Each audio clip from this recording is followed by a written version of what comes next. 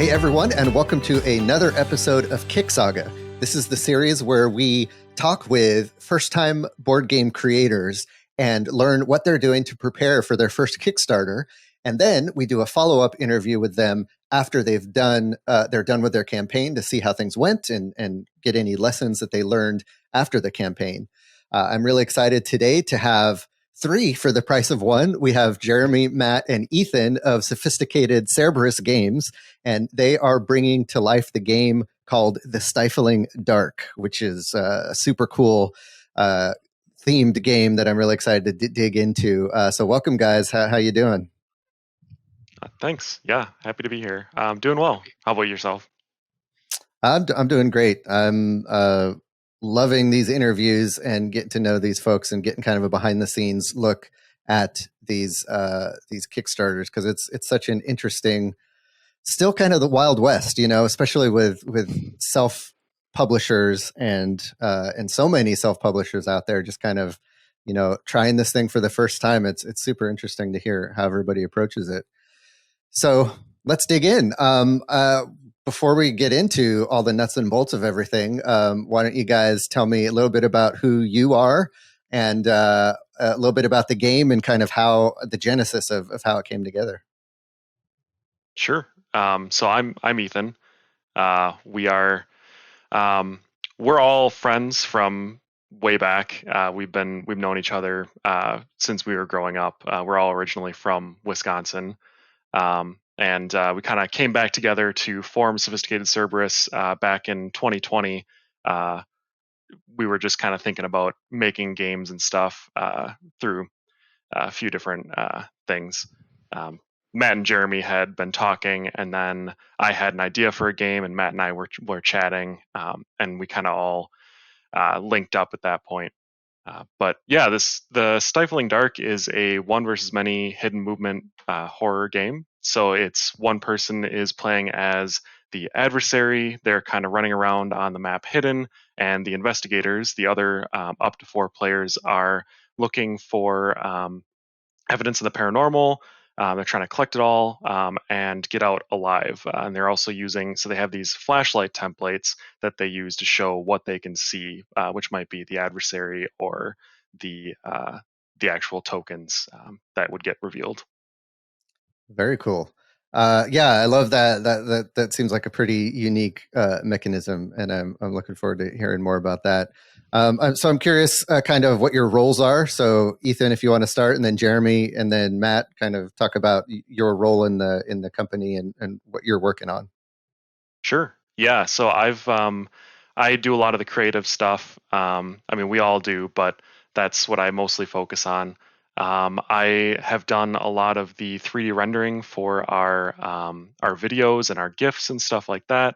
I've also done a lot of the design for our icons and stuff like that. We have an actual graphic designer who's done a lot of the other stuff, but some of the things that we could take care of, I've been doing. Nice. And I'm Jeremy, so I do a lot of the business stuff, so all the fun stuff. I get to do all the number crunching, the manufacturing, some of the marketing sort of stuff. So all around operations guy. Matt and Ethan they're a lot more creative than I am. So I let them handle a lot of the lore building and the story in the background, and then they let me deal with all the fun stuff with all the numbers. So that's kind of my role with the company. It's important. And so I'm Matt. I also do a lot of the creative side. So I'll do kind of both the game design, but also a lot of like crunching numbers on how can I break rules we make to see can this be exploited? Do we need to tweak it? How can we better balance this, which is always entertaining. But it's also a lot of like writing backstories or like doing the Kickstarter video. Like Ethan will do a lot of the GIFs for it. He's got all that skill, and I do like the editing and putting all the audio together because I'm really big into like audio immersion. Oh, cool. So is there an audio component to this game?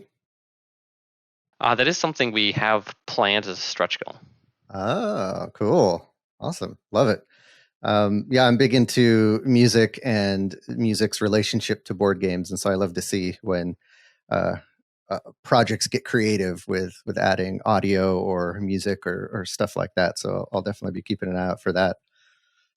Cool. So Did this game originally start as a hidden movement game in kind of the horror genre? Did it evolve from something different? Kind of curious a little bit about the backstory and how the game kind of came to life. Sure. Yeah, I actually can take this one. So originally, this game was my idea way back. Obviously, since then, we have all equally contributed, and it's completely different. But originally, I just wanted to make a game for me and my friends to play. I had no intentions of trying to put it on Kickstarter or anything like that. It was just a game that I didn't have and I didn't see out there, and that I wanted to play. So it did start as hidden movement. It was very different. We had lots of different ideas for how to actually do that. In fact, I think originally we had a kind of like a D&D style grid even, and the flashlights were almost looked pixelated. So at this point, it's kind of funny looking back because it's changed so much. But yes, it always had that kind of flashlights and hidden movement component to it.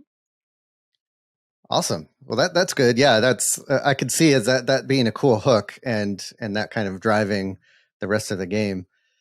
Okay, so the next kind of question I typically ask, and I kind of probably already know the answer to this because there's three of you that are kind of contributing to all different facets of this. But what made you want to try to self-fund this and self-publish this instead of trying to pitch it to a publisher? Did you consider doing that, trying to pitch the game first to a publisher? Or has the kind of idea always been to self-publish? Yeah. I'll grab this one. I was just thinking for a sec there. So yeah, I think the plan always was to self-publish, and I think that was mainly because we'd seen some other people do it, and the whole idea of just like getting to run your own business from the standpoint of a Kickstarter, having more of the creative freedom and control over like what your final result of the game looks like, was really important for this game specifically. And so for this game, at least, that was the plan. We didn't pitch really to any publishers, just ourselves. We did have some approach us. Just we didn't expect it actually. They approached us and they said, "That looks awesome. We want to talk." And we're like, "Okay." But due to the creative freedoms that we wanted to keep, we didn't kind of move forward from that. Cool. Yeah, that makes sense, and I think especially because it sounds like you've got quite a good mix of talent on this team here, that you're able to kind of tackle the different aspects of running a Kickstarter campaign. And I see maybe a lot of some of the other self-publishers who might not succeed with Kickstarter, might be because they're trying to take on all these roles themselves, and maybe even some roles that they they don't know that well and aren't able to execute that well. So it's cool that you have kind of that broad array of talent. And I'm always, encouraging other designers to partner up and collaborate and find other people to work with, because it's a lot. It's a lot of work, and to have people to help you seems like a good move. Yeah. Yeah. Oh, go ahead. No. So I was going to say, so you got the three of you, and you've got some graphic design prowess and some 3D modeling and some business background and stuff like that. Who else did you decide to work with or bring into the process as you've been working on this? What other roles have you filled with other people, if you will? Yeah, we've had a lot of partners that helped us along the way. Probably our biggest, I want to call it, is Corey, our graphic designer and overall artist. So he's done the box art, he's done the board, he's done all of our Kickstarter graphics. So he has been huge in this game, and he does such a good job of keeping things thematic. So we have that kind of spooky feel throughout the game on the box, on the board. So number one right there is Corey. We also had Judith. We found her, I think, online. We found her, maybe it's in one of Matt's groups, but she did all of our investigator artwork. So all of the investigators kind of have the same feel to them. They work really well together. Then we had Martone do our adversary artwork. So we had someone different do that to give it kind of a dark and kind of creepy feel. And then we had Alan do the line art on our cards. We had a couple of folks help us with our logo. And then we've had like rulebook editors. We've had tons of play testers that have given us great advice. Other designers as well. So Board Game Design Lab group on Facebook has been great. And other other publishers like Jamie Stegmaier's blog, everybody references as being fantastic, which it is. And so lots of different people. But I think the biggest ones are kind of our artists that have helped us out and create the feel, because that's almost half the game, it seems like, is that visual Right. presence. And so having that really stick out was important to us. So we spent a decent amount of money on that, but it also makes it draw people into our game, and it gives us that spooky feel that we're going for. Excellent. Yeah. Especially in a game like yours where you're really trying to set a mood, I think the art has to be spot on. And so far it looks like you've hit it. So let's talk a little bit about the components. You have a unique component, at least one unique component with the flashlight mechanism, and then of course you've got standees, and yep, there it is. It's kind of a translucent type of cone shaped plastic, but it also has like guiding lines on it and stuff. And so kind of talk about how that came together and the process of maybe like finding a manufacturer to make that. Mm-hmm. Yeah. So the manufacturer was actually, that was very difficult for us to find at first, at least. We looked through a bunch, and just because of that template, there were only a few who really could. So that we started looking very early on, and we've been kind of, there's been one that we've been working with kind of throughout the process, just to make sure we still are keeping our options open. But yeah, as far as manufacturers, that's how we've been going for quite a while with them. But the actual flashlight component, so to come up with that, earlier I said it was kind of like a pixelated thing almost.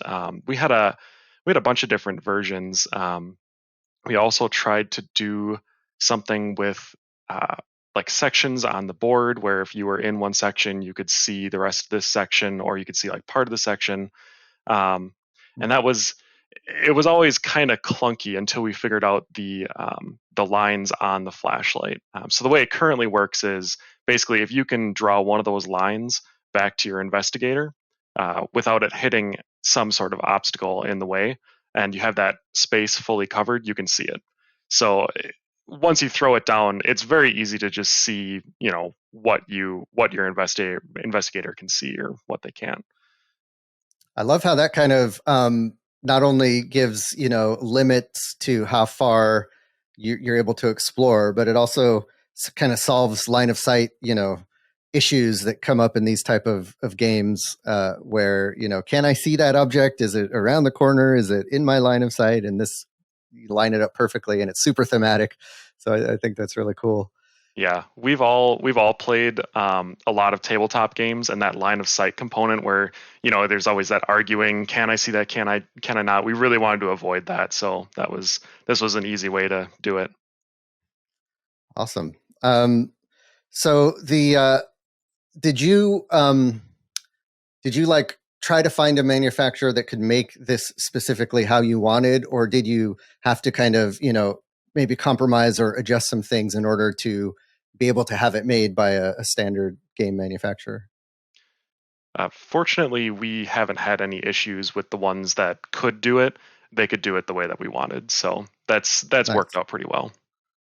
Yeah, it seems like there are ones out there that can pretty much do whatever you can dream up, and it's just a matter of them being able to do it. And it sounds like there are a handful that are out there. Awesome. So you're getting the components together. You're putting together the game. You're play testing it, obviously, and you're getting ready to. You see the light at the end of the tunnel. I'm always curious at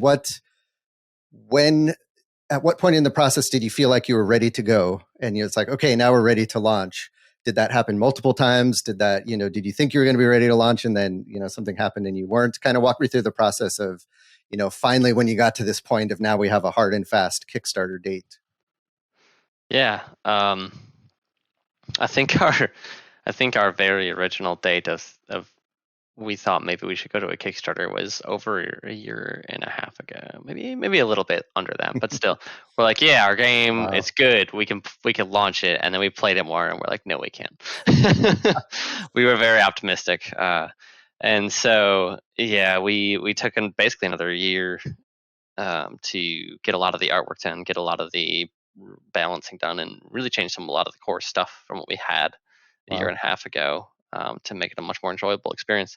And so then we kind of talked about maybe going like a few months ago and maybe going in August. And then we finally got to, all right, we're going to go in October. We don't want to get too close to Christmas or anything. But the longer we wait, we're like, well, we're feeling at a pretty good spot now. There's really not much to do aside from see if people want to buy the game now. There you go. Yeah, it's always kind of tricky, right? You could wait forever, and of course you don't want to do that. But I can imagine you never feel like you're 100% ready, and sometimes you just have to put a date out there and go for it. How long have you been kind of working on this game? Yeah, it's been about 2.5 years now. Okay, seems about right. It seems Yeah. like about the average of the folks I talk to, how long it takes them to go from like conception to pretty much a finished product ready for Kickstarter. Okay, so you feel like you're ready to go. You have the date set, and now it's time to kind of build the momentum and build the buzz and stuff like that. So I'd love to hear about throughout this whole process. When did you start trying to build an audience? What have you been doing recently to kind of try to build the momentum to get people to sign up and back this game when it launches? Yeah, the very first thing we did with public playtest was Gen Con Online 2020. So this was literally about 4 months into making the game. All of a sudden, we're like, hey, Gen Con's online this year, because it was right during the middle of the pandemic. And so we're like, let's go for it. Because we'd only ever play tested internally. And we're like, okay, it's time to, like, we got to get this in front of people at some point. So let's just do it at a convention and get like 13 playtests done right off the bat. And so Nice. that was our very first exposure. And to our surprise, we like sold out instantly. Like, no one knows who we are. We had no advertising, but something about like the horror genre, the one versus many, the flashlight especially, I think, is what drew people in. And so some unknown company, we had like, I think 7 playtests initially. They all sold out. So we're like, okay, let's add a couple more. Then we ended up going to First Exposure Playtest Hall and sold through those. So like, it was ridiculous to see the attention we got from just some unknown company. So that was kind of the thing that kickstarted us, no pun intended, into starting to playtest more publicly. And so we did that. So we've been doing conventions ever since then. So we've been doing conventions for about 2 years now. We've done Gen Con Online 2020 and 2021. We did it in person this year. We had a booth. We've done Origins in person this year, Proto Spiel for developers, a local convention called Con of the North. So lots of conventions. We've also done just regular playtests on our Discord with friends and family. So that's kind of how we get the playtesting taken care of and how to get a lot of our name out there in person at those conventions. We've also started marketing back in, I want to say, July. It's been about 2 months we started Facebook ads. So we're just running those ourselves right now. So we've gotten, I think you're going to ask about the mailing list later, so I won't spoil that right now. But so we started our mailing list. I wish we would have done that sooner, though. So we kind of didn't really push that until much more recently, where I think we should have done a better job of capturing that all the way along, because we probably missed out on some folks, even from back in Gen Con 2020, that would have certainly backed the game, but we just didn't have the mailing list set up at that point. So that's probably the one thing I think we would have done differently, is to start that earlier and also push it a little sooner than we did as well. Yeah, I think that's probably true for everybody, that they wish they would have started collecting emails sooner. And I hear that across industries, because I work in online marketing, and always people wish they would have started collecting, because it's never too soon, right? If one person is interested by your crappy prototype that you bring to playtesting the first time, that person could go on your email list and be your biggest fan by the time you're ready to launch. So yeah, I think it's never too early. So what is your approach to like reviews and previews and that kind of thing? Are you just doing a spray and pray type of thing? Are you focusing on just a couple content creators? Are you skipping that entirely? What's your plan for that? Yeah, so we already have a couple reviews and previews out already. And we've been, I would say we've got a pretty good spread. I think by the end we should have, I don't know what the number is actually. Jeremy, is it like 9 or 10? I think like we're hoping 20 to have total. Yeah, total. I guess I was thinking like starting off. Oh yeah, around 9 or 10. Yeah. So yeah, once we launch, hopefully we'll have around 9 or 10 on the page. But yeah, we've got Dice Tower Board Game Company. We've got Geek Dad, Meeple Mountain, Learn to Play, Love to Hate, Unfiltered Gamer, just all sorts of them. There was different mediums too, podcasts and written and video. So yeah. And do you have to pay for all of these, or some of these they just will take a free game? How does that typically work? Some of them we've had to pay for. Some of them just want a copy of the game. So yeah, it's kind of it's I think it's maybe like 50-50 or maybe even more who just want to try out the game. Nice, that's good. Cool. So sounds like you have a good plan going in. You're building up a decent audience, and I guess now shift focus to the Kickstarter page itself and kind of the Kickstarter project as a whole. So first, the page. What approach did you take to putting together the page? What information are you trying to highlight? What did you use to determine kind of how to structure the page and all of that? So we kind of started out just basically around how we laid out our rule book. It's like, okay, how are we, like, what can we abstract from our rule book into the short sentences?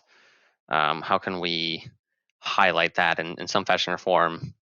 The biggest thing, we wanted to draw attention to was our flashlights. So we have lots of GIFs and things around those, make those really stand out and look good. And then basically from there, we just had people look at it and we refined, just kind of keep refining every other day, pretty much. It seems like, so like, okay, we can make this font size bigger, or maybe make this better for like a mobile page or something. And this is really wordy. We should cut this down to like 2 lines instead of like 7. But yeah, so for the most part, it's just like, how can we break down our investigator adversary actions into like simple steps for people to be like, okay, cool, I'm interested and wanna play this game. Yeah, so it sounds very similar to putting together a rule book, right? You're trying to kind of step them through the process, and maybe a little, definitely not as detailed as a rule book and a lot more visual, but it feels like the same kind of process of, okay, what do they need to know? What is the most important thing for them to know first, and then kind of setting it up from there.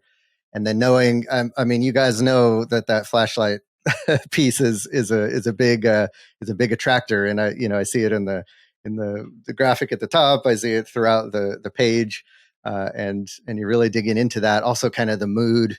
You really set the mood well with the colors and the backgrounds and the font and stuff. So that's very cool. I really like the page. And I'll say Matt's, all of us, especially Matt, we were avid Kickstarter backers. So he's been humble here, but he's backed lots of Kickstarters. So I think we got a lot of experience from other folks as well. So like just seeing what other campaigns did well, like what's the sequence of things, how do they lay it out, who has a really good page, who maybe could use a little bit of work. And so just using other pages as reference to see who succeeded and maybe what on their page helped them succeed. Because obviously the game itself is a huge factor, but also how you lay out the information. If it's not super concise and straightforward, people are going to lose interest. So just seeing how other people did it was also a crucial part. Yeah, that's a really good point. Yeah, totally. So then how did you come up with the pricing? What did you use to determine that? Is it basically just what people recommend, like 5 times the MSRP or whatever it is, or did you kind of look at similar games to try to get the pricing similar to them?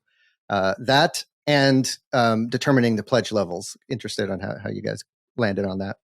Yeah, lots of reading, lots of math, lots of spreadsheets, lots of fun. So the 5X rule is kind of that guiding principle, right? Of, hey, you need to look at your landed costs, have your MSRP be 5 or 6 times that amount. Because if you want to get into distribution, that's essentially a requirement. I should say, if you want to get into distribution, it actually makes some money to be able to make a second game, that is.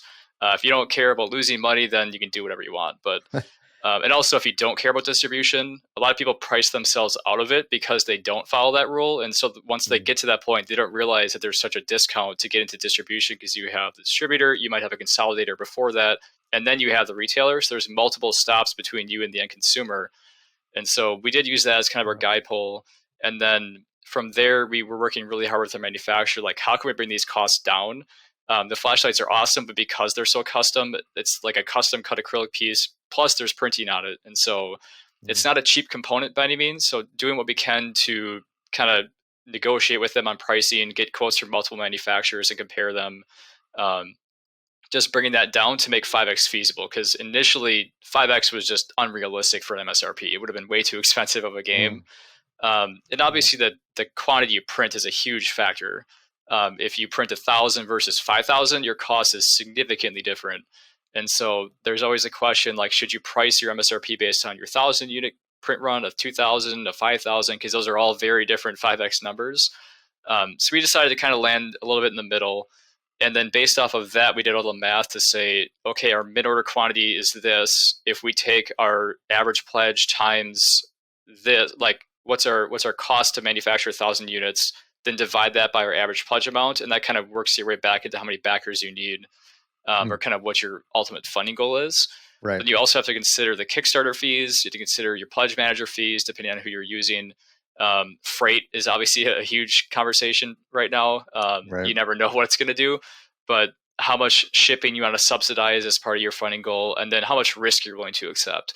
So some companies or some places just have a really low funding goal to hit the funding goal, but then if they just barely fund, they're deep in the red. Like if they just barely fund. Yeah. So we could have a lower funding goal, but we don't want to be in that situation where we fund and we can't afford it without putting in a bunch more money ourselves. And so we did as much as we could to get it as low as we could, but this is actually what we need to manufacture our minimum quantity, ship it, pay for all the fees, and get it out the door. So lots of math, lots of research. But in the end, it was really just, what's our manufacturing cost? What does that mean for mid-order quantity? And then back that into, based on our pledge levels, how many backers we need to get there. Sounds like you did the proper homework on that and came to a good conclusion, because it is very tempting to set that funding goal low, because especially if you're just not quite sure how things are going to turn out, and you just want to cross that funding threshold, not thinking about like you said, if you barely fund, are you going to actually be able to survive and continue and be out of the red and make more games? Because I assume your goal here is to continue making games. We've got a huge list. Be a one and done. Yep. Nice. So yeah, you gotta be responsible business owners as well as great game makers. So like I said, so many hats we're wearing in this space. All right, so let's dig into numbers before we wrap up. I like to get down and dirty with the numbers, talking about things like amount of followers you have on social media platforms, on your newsletter, on the Kickstarter, coming soon page. What do your numbers look like going into this thing? Yeah, so on our Kickstarter Preview page, we've got 825. On our mailing list, we've got right around 1,500. We've got our Facebook page, only 140. We haven't really pushed that one very hard. And then Instagram, 230. Twitter, 120 followers, and Board Game Geek, we're at 50, I believe. So but we've mostly been pushing the mailing list and the Kickstarter page for obvious reasons. Yeah, that's great. Those are solid numbers. And I think,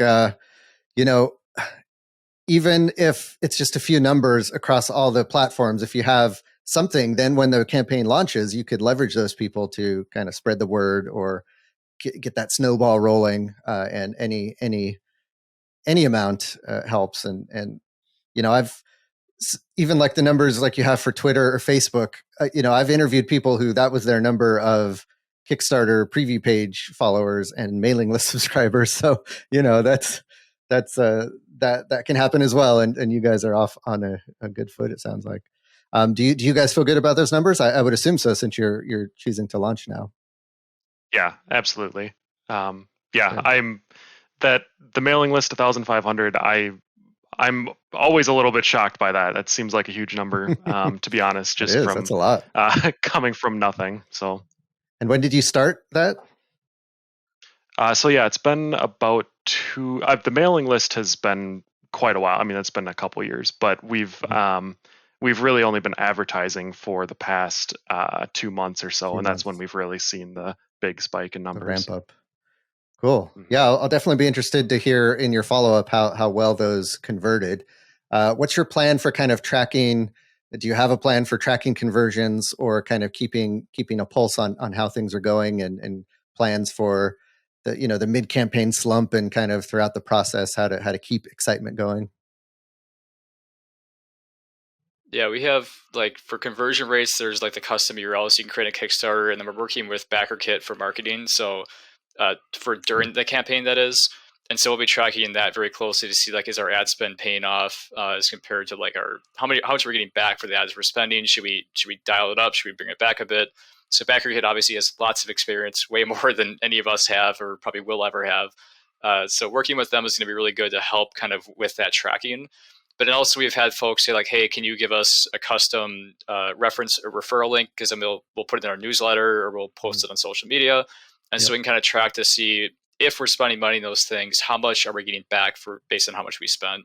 In terms of mid-campaign slump, we have reviewers lined up for quite a long time. And that's even before we get to like the international reviewers. So we'll have videos releasing pretty much throughout the entire campaign. We've talked about doing like live streams and stuff like that to keep the engagement going, and also doing some sort of engagement with the backers in the comments. It's one thing to just respond to the comments, but things like polls, asking them for opinions on like what the next item or add-on should be. So just making sure we're engaging with the community and keeping them focused on the game versus just letting it kind of die down in the middle there and waiting for it to pick back up at the end. I love polls. I think that's such a great way to kind of keep the momentum going and getting people engaged and interested, because it's easy, as a backer, I'll see a game I like, I'll go in and back it on day one, and then I'll forget about it, right? I'll go on and do my thing. But if that creator, is constantly sending interesting things in messages, polls, getting a chance to, maybe be involved in some part of the process, that keeps me coming back. That keeps me remembering the game. And then that makes me want to recommend it. If someone's looking for a similar game, it keeps it top of mind, and I think that's super important. And so I love that you have a plan for that. Yeah, so it sounds like you're doing everything right. So I'm super excited to see how this turns out, and looking forward to our follow-up interview. I'd just love to hear from you guys as we wrap up. Well, the last thing is, of course, where can people find out more about the game? But right before we get into that, what would be your idea of a success? Is it, getting all your funding goals? Your stretch goals completed? Is it just funding? Is what would you, at the end of this campaign, if you look back on it and say, okay, yeah, we did that. We knocked it out of the park, and we did it well. I feel like each of us probably has a different idea on how we'd answer this, but yeah, I think all of us at least would really love to have some of our core stretch goals of hitting some extra adversaries, hitting some extra investigators, and they want additional map for replayability reasons. We have some really lofty goals that we'd love to hit, but if we don't, it's not the end of the world. It's like we're not losing any core gameplay. And it's just sort of fluff at that point that it adds niceties to your gaming experience, but it's not like required. So right. I think if we hit all of our core things, we would love to have time and more funding for to get more art in there for new things. That'd be ideal. Awesome. You guys agree? Any different Absolutely. Take? That's pretty much what I was going to say as well. I want to see, we've got at least 2 adversaries that I really love to see in the game as well. Definitely the map, the extra map. Those are the big ones for me. Yeah, I think those are around like getting all those would put us at like around 100K, I think, somewhere around there. I forget the exact numbers, but so we'll say 500% funded. How about that? Nice. All right. Yeah, 500% will feel really good. I mean, even 200% will feel awesome, but 500% is just like the next level. It'll make it easier to make another game and have money going in this time to pay artists right away instead of our own money. Yeah, totally. I hear you. All right. Well, from your lips to the backer's ears, let's hope that happens for you guys. Awesome. So where can folks find out more about the Stifling Dark? Yeah, we have our pre-launch page is live right now. Just search the Stifling Dark on Kickstarter, or if you just Google us, you'll find us. You can also search Sophisticated Cerberus Games, and we're out there on basically every social media platform. Not TikTok yet, We'll have to see if we find some hip person to do that for us. But Right. we're on Facebook, Twitter, Instagram, and then we've got Kickstarter. So just search Stifling Dark and or Sophisticated Cerberus Games. You'll find us. Very good. So thanks, guys. Looking forward to seeing how this turns out. And we will talk to you after the campaign is over to see how things went. And thank you guys for watching this episode of KickSaga. If you like what you see here and you want to know what happens with this project after the Kickstarter project is over, then go ahead and subscribe to our channel here. Click the bell icon to get notified when we release new videos, so you'll be able to catch the latest. We've got some plans for some other videos on the channel, so hope you'll join us there. But until next time, I'm Matt Rodella, signing off.